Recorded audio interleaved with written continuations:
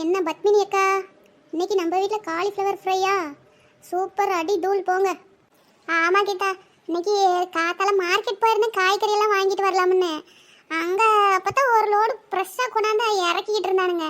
சரி, புழுவுக்குழு ஒன்றையும் காணும். இந்த பிள்ளைங்களும் கேட்டுக்கிட்டே இருந்தாங்க, நானும் இந்த வெயிலுக்கு பயந்துக்கிட்டே செய்யாமல் இருந்தேன்.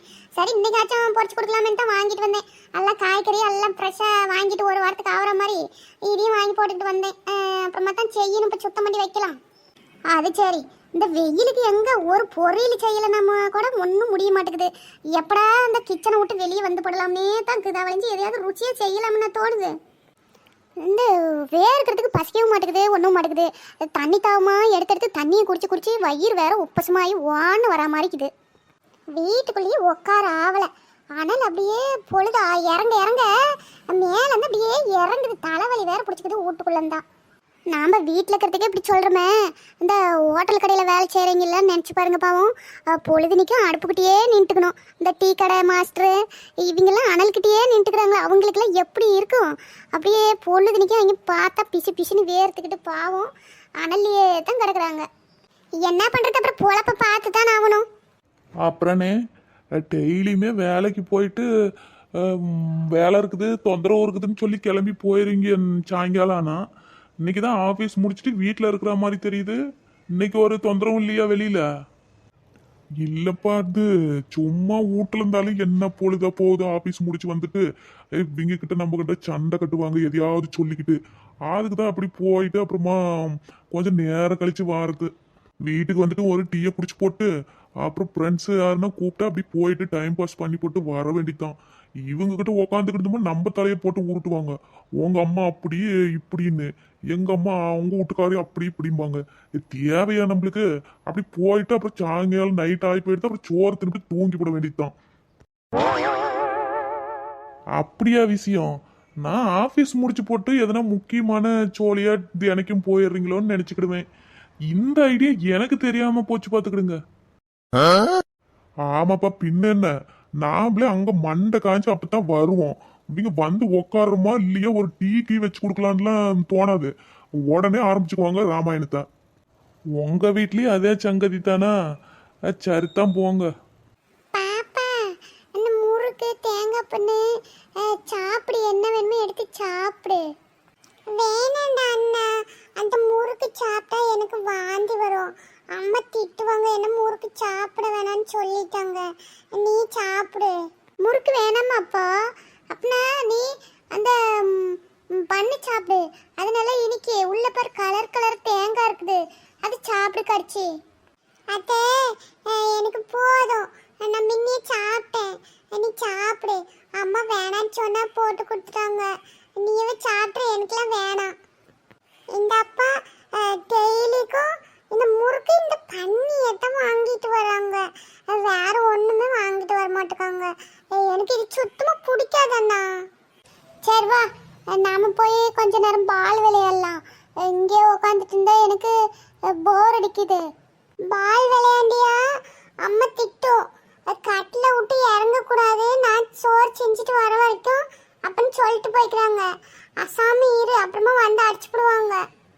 அப்பா பின்னாடி இருக்கிறாங்க பாரு, கீழே இறங்குனா திட்டுவாங்க. நைட் ஆச்சுல கீழெல்லாம் தெரியக்கூடாது, எதுனா பூச்சி கடிச்சிடும் அப்படின்னு திட்டுவாங்க. சரி இரு, நானே அப்பாட்ட கேட்குறேன். டாடி டாடி, நானும் பாப்பாவும் கீழே வெளிச்சமாக தானே இருக்குது, பால் விளையாட்டுமா? எம்பிட்டு நேரம் உக்காந்துட்டே இருக்குது, போர் அடிக்குதேடி. அதெல்லாம் வேணாட தம்பி, நீ கட்டில் மேலேயே உக்காந்துட்டு விளையாடுங்க ரெண்டு பேரும் பாலு. கீழே இறங்குனியா உங்க அம்மா வந்து என்னையே சத்தம் போடுவா. நைட்டு டைம் இல்ல, வண்டி போவும் வரும், பாப்பாவுக்கும் தெரியாது உனக்கும் தெரியாது. அது என்னத்துக்கு நீ அமைதியா இரு கட்டில் மேலேயே. அப்பா ப்ளீஸ் அப்பா. டேய் அப்பா ராசா, கொஞ்ச நேரம் சும்மா இருடா. நீ கீழே காலை வச்சினாவே உங்க அம்மா வந்து சாமியாட்டம் ஆடிப்புடுவா என்கிட்ட. ஆமாண்டா கண்ணு, அப்ப சொல்லுத மாதிரி கேரு, கட்டில விட்டுல கீழே இறங்கக்கூடாது. சரி அங்கிள். வெரி குட், நல்ல பையன், சொன்னதும் கேட்டுக்கிட்டோம். அப்புறம் கீதா, பழம் தேங்காய் எல்லாமே நீயும் வாங்கிட்டு வந்து வச்சிட்டியா? ஆமாக்கா, கையோட எல்லாமே வாங்கிட்டு வந்து சேர்த்தியாச்சு. ஒரு சீப்பு என்ன ரேட்டு சொல்கிறான், ஒரு பழம் 6 ரூபா கணக்கு போட்டு சொல்கிறான். முன்னில பழம் 2 ரூபாய்க்கு விற்றுக்கிட்டு இருந்தாங்க. எதுனா விசேஷம்னா என்னத்துக்கு இப்படி விலையை ஏற்றி போடுறானுங்களே தெரியல இந்த கடைக்காரனுங்க. இந்த நோம்பி நொடின்னு வந்துட்டு அந்த கடைக்காரங்களுக்கு எப்படித்தான் தெரியுமே, எல்லாத்தையும் விலையை ஏற்றி வச்சுக்கிறானுங்க. நான் இங்கே எப்படித்தான் ஒன்று வாங்குறது, மும்பிட்டு விலையை வைக்கிறது, ஒரு லாபம் வைக்கலாம் வேணாங்களே, அதுக்குன்னு கொள்ளடிக்க கூடாது ஜனங்க கிட்ட.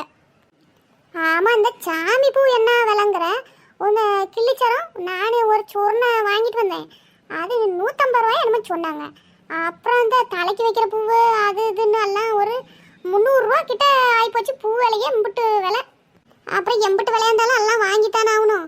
எல்லாமே இன்னைக்கு மட்டுமே 3000 ரூபா செலவாகி போச்சு. ஒன்றுமே இல்லை, அந்த பூவு மாலை அப்புறம் அந்த குடம் அந்த சாமி செலவு இதுக்கே அவ்வளோ ஆகிப்போச்சு. ஆமாக்கா, அவ்வளோதான் செலவாகுது. ஆமாம், காலையிலேருந்து நானும் இந்த நெட்டவள்ளியும் உமாவையும் பார்க்கவே இல்லை. நேற்று பார்த்து அது எங்கே போனாலுங்க. அது காத்தால 2 பேரும் போனாலும்ல, அதே மாதிரி சாய்கிட்டு தைக்க கொடுத்துக்கிறேங்க, வேணும் போய் வாங்கிட்டு வரோம், பிஏ போனால் தான் கொடுப்பாங்க, உடனே உட்காந்து எடுத்து கூட வாங்கிட்டு வரோம் அப்படின்னு போனாங்க. அப்போ பார்த்ததோட சரி, அதுக்கப்புறம் நானும் ஒன்றும் பார்க்கல. கடையிலேயே என்ன எதுவும் உட்காந்துக்கிறாங்களோ என்னமோ தச்சிருக்க மாட்டாங்களோ என்ன தெரியலையே. இதான் சாக்குன்னுட்டு 2 பேரும் கடையிலேயே உட்காந்துப்பாங்க. அது இதுன்னு ஒரு கடை பாக்கில்லாமல் வாங்கி தின்னுக்கிட்டு. ஆமாம் ஆமாம், அவங்க 2 பேரும் அப்படியே தான். இந்த கையில் கங்கானம் கட்டிக்கிறாங்களே, ஒரு 10 மக்களான்லாம் இருக்க மாட்டாளுங்க. அது எங்கனாலும் வாங்கி தின்னுட்டு திரிய வேண்டியது. அவங்க மாமி அங்கே 2 பேரும் நல்லா சோத்தாக்கி வச்சு போடுறாங்க. இவங்களுக்கு வந்தால் என்ன சோத்தில் கை வைக்கிற வேலை தான், வேறு வேலை என்ன கிடக்குது. பொறுமையாக வருவாங்க, ஆடி அசைஞ்சு வந்துருவாங்க. அங்கேயும் இங்கேயும் சுற்றி போட்டு தச்சு வாங்கிட்டு தான் கையோட வருவாங்க. இல்லைன்னா அவங்க நவருவாங்களா இடத்த விட்டு. சரி, வரட்டும். அப்போ நம்ம காலையில் கொஞ்சம் நேரத்தோடு எந்திரிக்கணும், ஒரு 4 மணி 4:30 மணிக்கு. அப்போ தான் 6 மணிக்கு கிளம்பி போக முடியும். அப்படி அத்தனை டைம் சொல்லியிருக்கிறாங்க. ஆமாம், அப்போ தானே 6 மணிக்கா நாமளும் போய் சேர முடியும். அப்புறம் அங்கே பூசை போட்டு அங்கேருந்து வந்து சேர்றதுக்கு மணி 10:30 12 மணி கூட ஆயிக்கும். ஆனால் 6 மணிக்கெலாம் டான்னு அங்கே இருக்கணும்னு சொல்லிவிட்டாங்க. ஏக்கா, 6 மணிக்கெலாம் நெசமாக வெளியூர்காரெலாம் வந்து சேர்ந்துருவாங்களா? இது என்ன நடக்கிற காரியமா? இது எனக்கு என்னமோ சந்தேகமாக இருக்குது. எப்படி பார்த்தாலும் 8 9 மணிக்கு தான் எல்லாம் போய் சேருவாங்கன்னு நினைக்கிறேன். நீங்கள் வேணால் பாருங்களேன். ஒரு 6 மணின்னு சொன்னா தானே ஒரு 8 மணிக்காச்சும் வந்து சேருவாங்க. அதுக்கு தான் அப்படி சொல்லுவாங்க. எப்பயும் ஒரு 9 மணிக்கா எல்லாம் பால் குடம் தீத்த குடம் எடுத்து வச்சுக்குவாங்க. எப்பயும் அதுதான் டைமு. ஆனால் முன்னாடியே சொல்கிறது. சரி, நீ எல்லாம் ரெடி பண்ணி வச்சுட்டியா? இந்த நேரத்தை போய் பண்ணணுமா? நாடு எனக்கா தேங்காய் குளிச்சாச்சு. மாயெல்லாம் காலையில் பிச்சுக்கிற வேண்டியதான். இப்பயே பிச்சு வச்சுமா அது வாடி போயிடும்ல, அது காலையில் பிச்சுக்கிடலாம். அப்புறம் வேற என்ன குடம் எல்லாம் விளக்கி அது வச்சாச்சு, நூல் சுற்றி. வேற என்ன அவளுத்தானே? அவளுத்தான், வேற என்ன போய். சரி, நானும் போகிறேன். போய் இந்த காலிஃப்ளவரையாச்சும் போட்டு பொறிக்கலாம். அது போன முட்டு நேரமாக அதை க்ளீன் பண்ணிக்கிட்டு உட்காந்துக்கிட்டு இருந்துன்னு இவளுங்க வேறு சண்டைக்கு வருவாளுங்க என்கிட்ட. சரிக்கா, நீங்களும் போய் பண்ணுங்க. அப்புறம் அவங்களுக்கும் பசிக்குமில்ல, அப்புறம் கேட்கத்தானே செய்வாங்க. சரிம்மா கீதா, அப்புறம் காலையில் பார்க்கலாம்.